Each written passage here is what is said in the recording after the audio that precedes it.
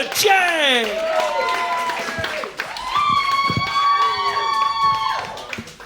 Hi, everyone. Hi. So I actually recently came out as heteroflexible, which means I like to experiment with sounding more interesting than I actually am. But in all seriousness, I think my tastes have definitely changed this year, and I actually discovered that I was sapiosexual, which if you don't know means attracted to intelligence, or as my best friend likes to call it, apparently I've just developed basic standards.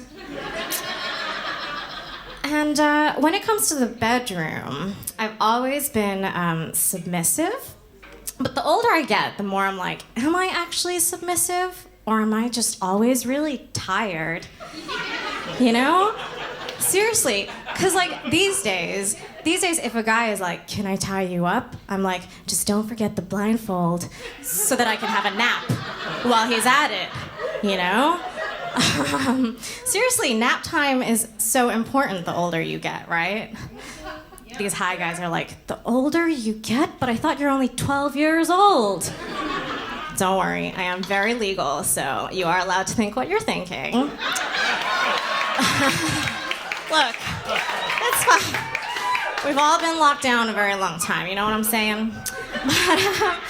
But I don't know where I got this taste in kink from, right? Because my parents are actually really conservative, and my dad actually tried to introduce me to Christianity from a very young age, and he did this by gifting me a picture book about Jesus in Chinese, which, despite what my LinkedIn says, I cannot read. And so there I was, like a little innocent 8-year-old girl, just flipping through pictures of this really hot, topless guy who was white, because it was the 90s and we hadn't discovered that Jesus was brown yet. But, like, and because I couldn't read it, like, all I could see was this guy's only purpose in life was to parade around his town, flexing his beautiful six-pack. Yeah. Right? Like, he was carrying the cross for about 17 pages, not that I was counting.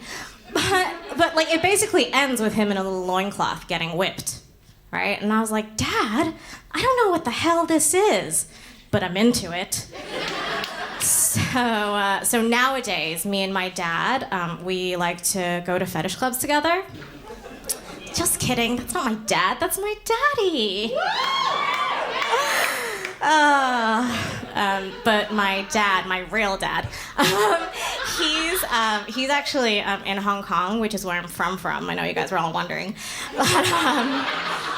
but I'm sure you guys know, right? In Hong Kong, people are literally dying for the right to vote, right? And here, you guys have that right, and you chose this government.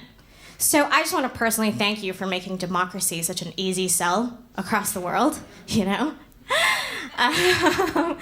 But yeah, I moved straight from Asia to the UK, to the West Midlands.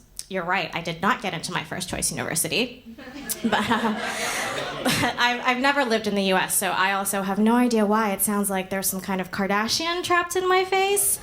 If I had to guess, I think it's because we only had American TV when I was growing up. I mean, we had Mr. Bean, but it's not like you can learn a lot of English from Mr. Bean. But sometimes it makes me really sad because there's just like this whole generation of older people from Hong Kong who are now dead, but their only two interactions with the Brits were like terrifying colonizer or bumbling idiot, right? And it just makes me really sad because they didn't live long enough to see a British Prime Minister could in fact be both, you know? My dad actually also studied here in the UK, but he moved back and I chose to stay here, which makes me a first-generation disappointment. But I was actually a disappointment from the moment I was born. I know, look at me now, right? Seeking approval from 30 to 60 strangers. But it's because I was supposed to be a boy, right? And in Asia, that's very prestigious. I broke the lineage, you see. My dad was the oldest son. His dad was the oldest son, and my great-granddad was the oldest son, which means my real name is actually Bruce Lee III. Sorry, Bruce Lee IV. I'm supposed to be the one that's good at math.